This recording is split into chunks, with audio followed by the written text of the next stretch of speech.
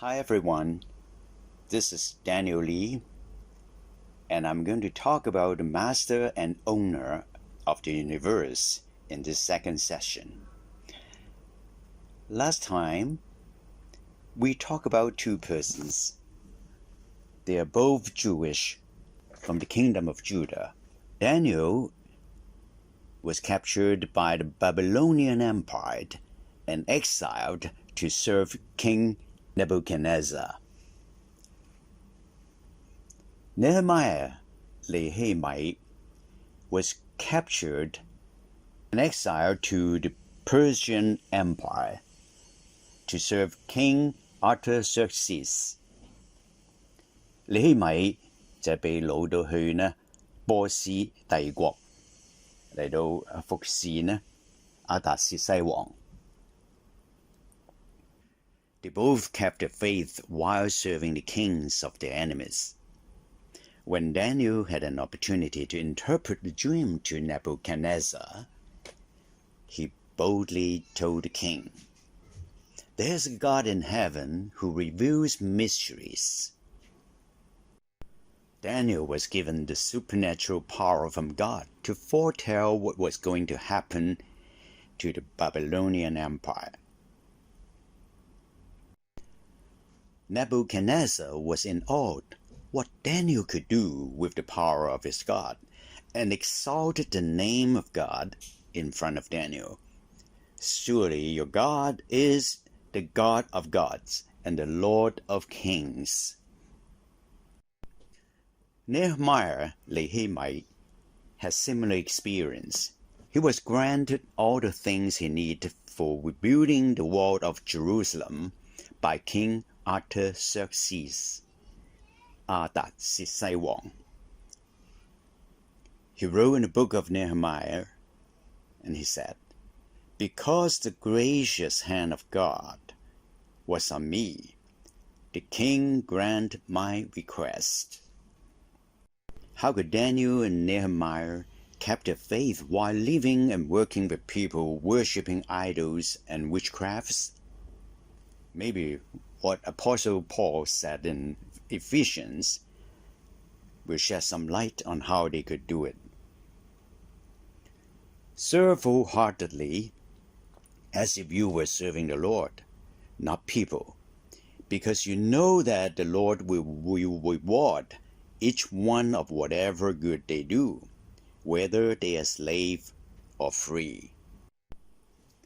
God will use those who have faith in Him and have a good heart and good deeds that is pleasing to Him to carry out His special plans. King David devotes his whole life to work for God, and so God gave him all the powers to conquer his enemies. But when David prepared to build a temple for God, because of his sin with Bathsheba, God told him not to do the job. Pass all the materials he had prepared for building the temple to his son Solomon. And then Solomon will carry out the work for him. Solomon took over the job by pleasing God with his craving for wisdom. He proclaimed that the fear of the Lord is the beginning of knowledge, and fools despise wisdom and instruction.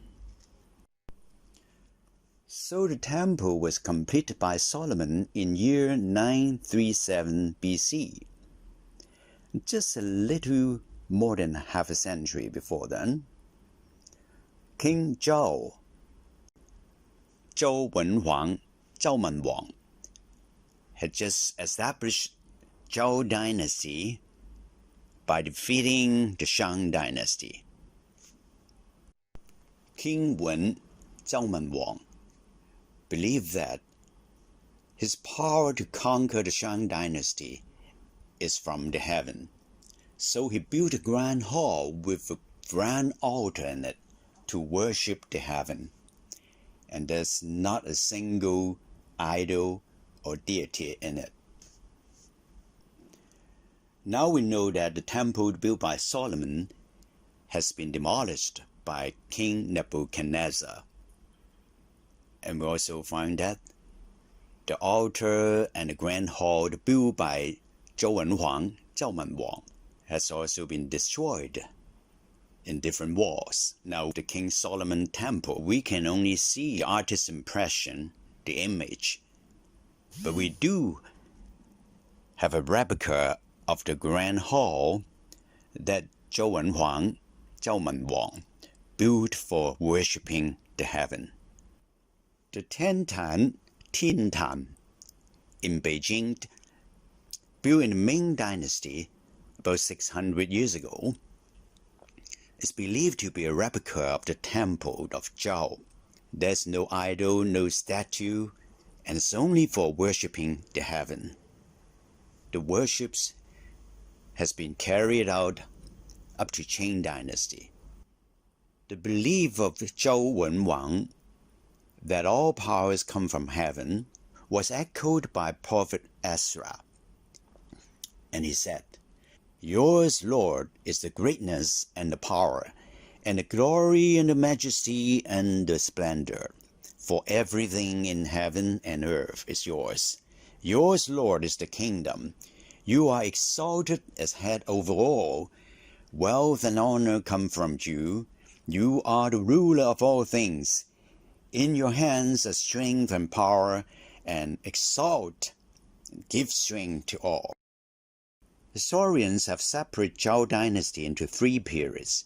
The second period is called Eastern Zhao, or Spring and Autumn period, 东周，即係春秋時代. And the third period is called Western Zhao, or Warring State period.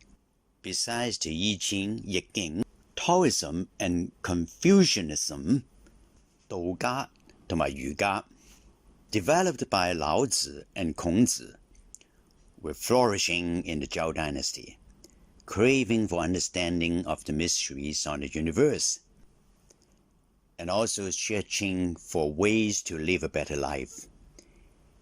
Because from the second period to the end of Zhao dynasty, people were besieged by hardships caused by frequent battles between the states. And Zhao dynasty is the longest dynasty in Chinese history. It lasts for 800 years. Judah, 猶大國, in that same period was occupied and ruled by Babylonian Empire and Persian Empire. As Nehemiah had hard to rebuild a wall in Jerusalem to protect his own people, many walls for defense were built in the Zhao dynasty as well. But they were mostly destroyed during the war in the third period of the Zhao dynasty. The Great Wall we see today was constructed by the first emperor of China, Qin Shi Huang, after he conquered Zhao. However, it did not protect the Qin dynasty, Chen Qiu, to be taken over by Han dynasty, Hong Qiu, just less than half a century later. As we have already known, the Jerusalem wall built by David was also destroyed by Nebuchadnezzar, and the wall we built by Nehemiah was destroyed by the Romans. Just as said in Psalm 127, "Unless the Lord builds the house, the builders labor in vain. And unless the Lord watch over the city, the guards stand watch in vain." This psalm was written by David and dedicated to his son Solomon, who would build the first temple. Unfortunately, Solomon and the following kings of Judah have neglected the warning of God. God's warning and guidance have been given to us in the scriptures. Just as in Romans 13, "Let every soul be subject to the governing authorities, for there is no authority except from God, and the authorities that exist are appointed by God. Therefore, Whoever resists the authority resists the ordinance of God, and those who resist will bring judgment on themselves. Also in Romans 1, because that which is known about God is evident with them, for God made it evident to them.